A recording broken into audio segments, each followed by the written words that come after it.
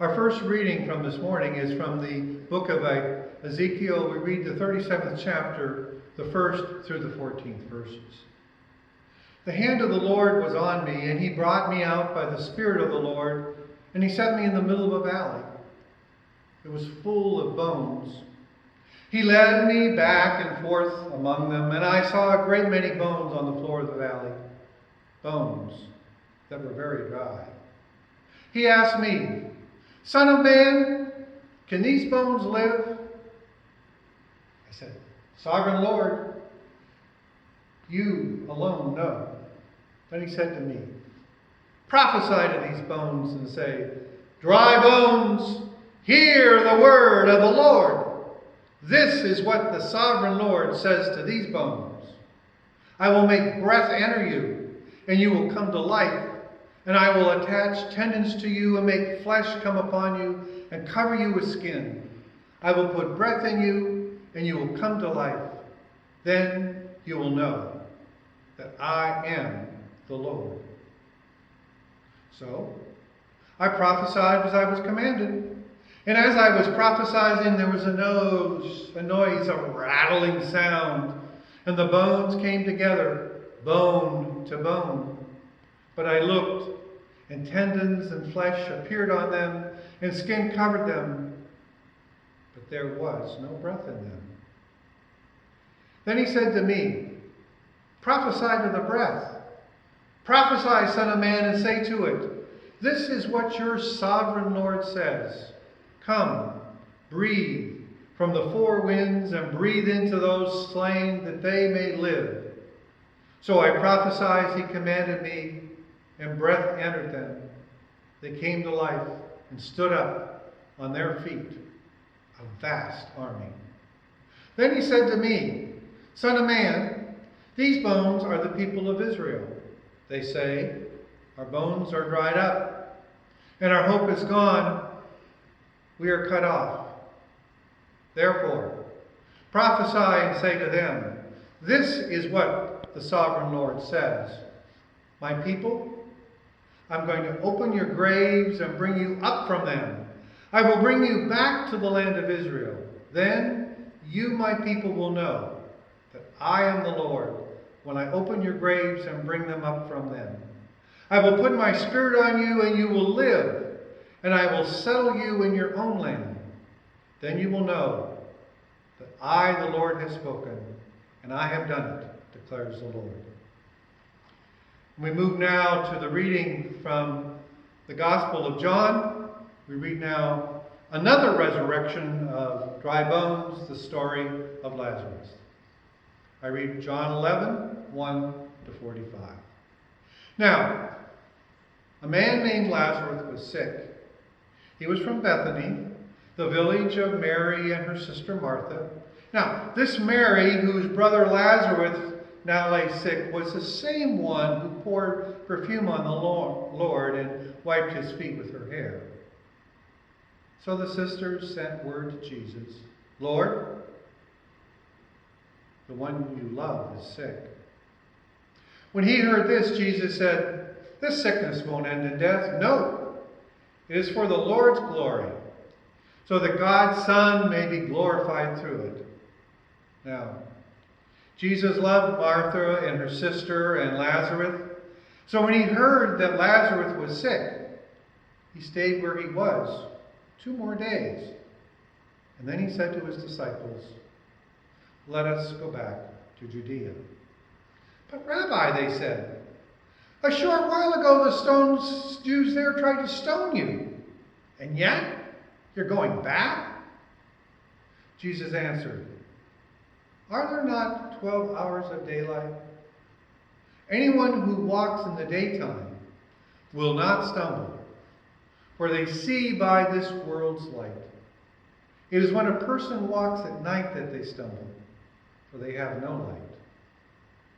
After he'd said this, he went on to tell them, our friend Lazarus has fallen asleep, but I'm going there to wake him up. His disciples replied, Lord, if he sleeps, he'll get better. Jesus had been speaking of his death, but his disciples thought he meant natural sleep. So when he told them plainly, Lazarus is dead, and for your sake, I'm glad I was not there, so that you may believe. But, come on, let's go to him. Then Thomas, also known as Didymus, said to the rest of the disciples, let us go, that we may die with him. On his arrival, Jesus found Lazarus had already been in the tomb 4 days. Now, Bethany was less than 2 miles from Jerusalem, and many Jews had come to Martha and Mary to comfort them in the loss of their brother. When Martha heard that Jesus was coming, she went out to meet him, but Mary stayed at home. Lord, Martha said to Mary, oh, if you had been here, my brother would not have died. But I know that even now, God will give you whatever you ask. Jesus said to her, your brother will rise again. Oh, Martha said, I know he'll rise again in the resurrection at the last day. Jesus said to her, I am the resurrection and the life. The one who believes in me will live, and even though they die, and whoever lives by believing in me will never die. Do you believe this? Yes, Lord, she replied.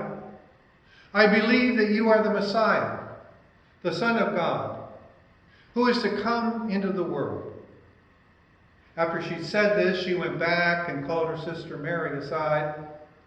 The teacher is here, she said, and is asking for you. When Mary heard this, she got up quickly and went to him. Now, Jesus had not yet entered the village, but was still in place when Martha had met him.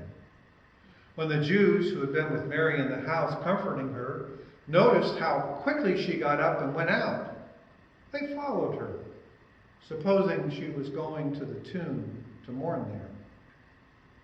When Mary reached the place where Jesus was and saw him, she fell down at his feet and said, oh, Lord, if you had been here, my brother would not have died. When Jesus saw her weeping, and the Jews who had come along with her also weeping, he was deeply moved in spirit and troubled. Where have you laid him? He asked. Come and see, Lord, they replied. Jesus wept. Then the Jews said, see how he loved him? But some of them said, could not he who opened the eyes of the blind man have kept this man from dying? Jesus, once more deeply moved, came to the tomb. It was a cave with a stone laid across the entrance. Take away the stone, he said. But Lord, said Martha, the sister of the dead man, by this time there's a bad odor, for he's been dead for 4 days. And Jesus said, did I not tell you that if you believe, you will see the glory of God?